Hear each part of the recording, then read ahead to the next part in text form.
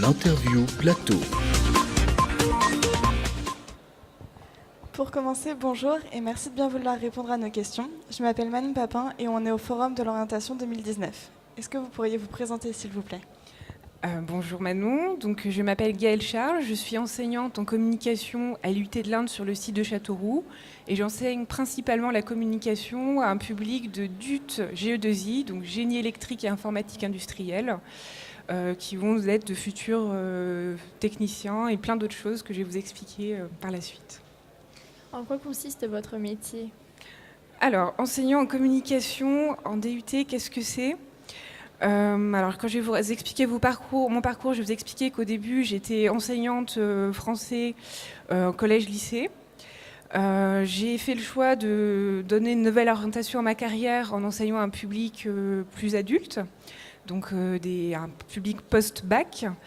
Les besoins pour ce type de public, c'est d'être capable de s'exprimer correctement en public, des techniciens qui sont les plus forts du monde dans la technique, s'ils ne sont pas capables de développer leur projet à l'oral, c'est compliqué pour eux, donc on essaye de travailler beaucoup l'oral. Et également l'écrit, donc dans le cadre de leur formation, ils ont des écrits à rendre, des rapports de stage, des rapports de projet, donc je vais essayer de leur expliquer comment faire de bons rapports. Donc ça, c'est la base du métier, mais il y a énormément d'autres choses. Communication, c'est très vague. On fait vraiment beaucoup d'autres choses aussi. Mais on va dire principalement ces deux-là, communication écrite, communication orale.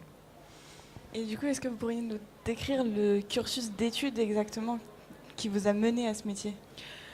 Alors, pour être enseignant en communication, il y a plein de voies possibles. Donc moi, je vais vous parler de mon expérience à moi, qui n'est pas forcément la plus commune.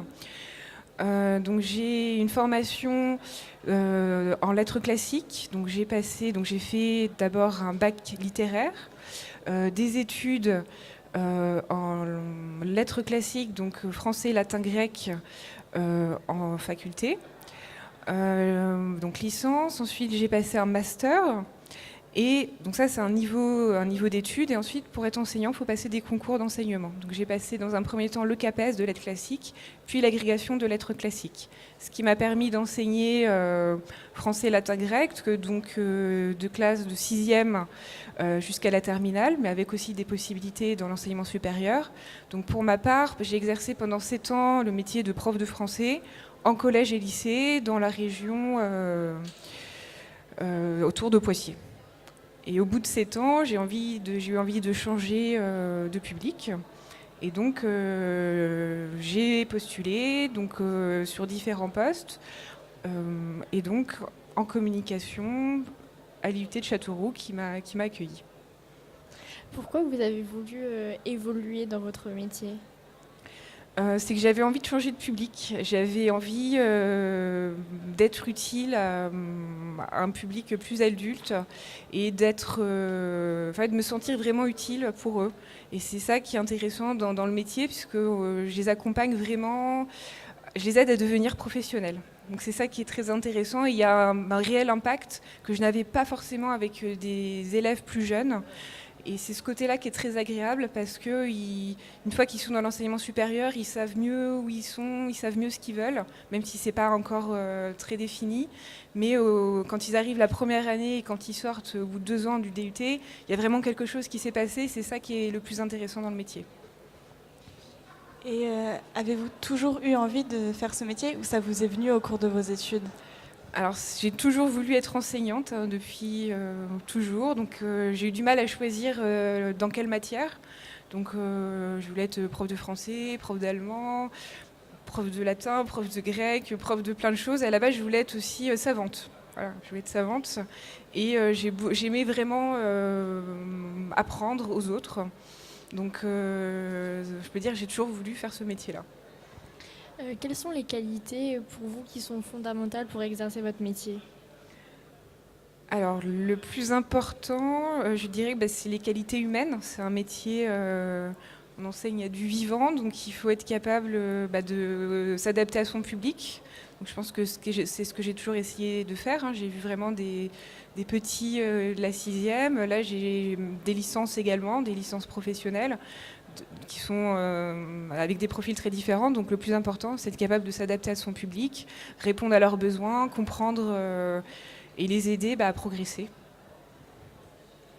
Et est-ce que vous avez d'autres projets, des évolutions de carrière possibles ou envisagées? Alors oui, donc en IUT, il faut savoir que les enseignants exercent toujours des responsabilités administratives en plus de leurs tâches d'enseignant. Donc actuellement, je suis responsable des projets pour le DUT GE2I. Donc ça consiste à avoir des contacts avec des professionnels pour avoir des idées de projets pour les étudiants et ensuite faire vivre ces projets, donc encadrer les étudiants, un peu les coacher, des choses comme ça. Je vais certainement continuer à avoir d'autres responsabilités administratives au sein de mon IUT. Qu'est-ce que vous préférez dans votre métier? Est-ce qu'il y a quelque chose que vous préférez plus que d'autres choses que vous faites? Ce que je préfère, c'est avoir apporté quelque chose aux étudiants. Quelle que soit l'activité qu'on fasse, de voir qu'il y a un progrès, que ce soit à l'écrit, que ce soit à l'oral, que ce soit en termes de développement personnel. Et oui, aider un étudiant à construire son projet professionnel, ça c'est extrêmement intéressant. C'est peut-être ce que je préfère encore plus. Partir d'un étudiant hésitant, mettre en place des actions pour qu'il se trouve, il trouve quelque chose qui l'intéresse et qu'il puisse s'insérer dans la vie professionnelle. Ça, c'est très intéressant. Et est-ce que vous pourriez nous donner une fourchette de salaire pour cette profession? Alors, donc professeur agrégé, alors je me souviens plus exactement, mais je dirais qu'en début de carrière, c'est à peu près 1 700 €. Et en fin de carrière, ça peut être 3 000 € à peu près. Eh bien, merci beaucoup d'avoir répondu à nos questions. Merci beaucoup.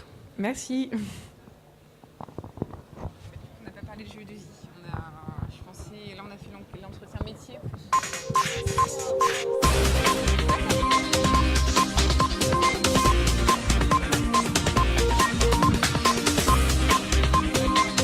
L'interview plateau.